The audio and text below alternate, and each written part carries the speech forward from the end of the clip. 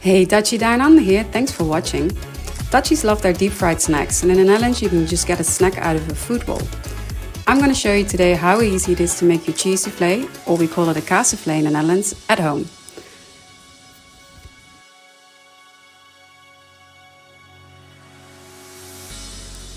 First we're going to cut the pastry. It's up to you how big you cut yours. I like small ones so I can eat more. If you're Dutch, you know what instrument I'm using here.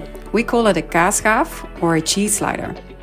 It's actually invented by a Norwegian I learned the other day.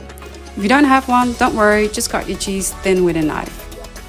Cut up the ham if you're using ham. Time to put our cheese soufflés together. Get your pastry, put cheese on there. I like cheese, so I'll double layer it. Then some ham, and of course some extra cheese.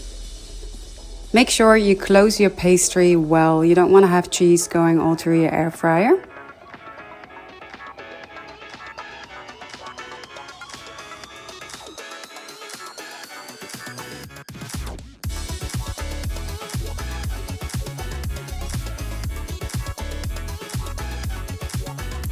After you close your pastry well, roll it through the egg and after that through the breadcrumbs.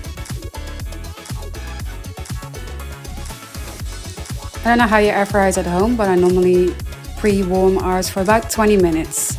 Then they're ready to go in. Put them in the air fryer for 10 minutes on 180 degrees. Yummy! They look amazing and I know they taste even better.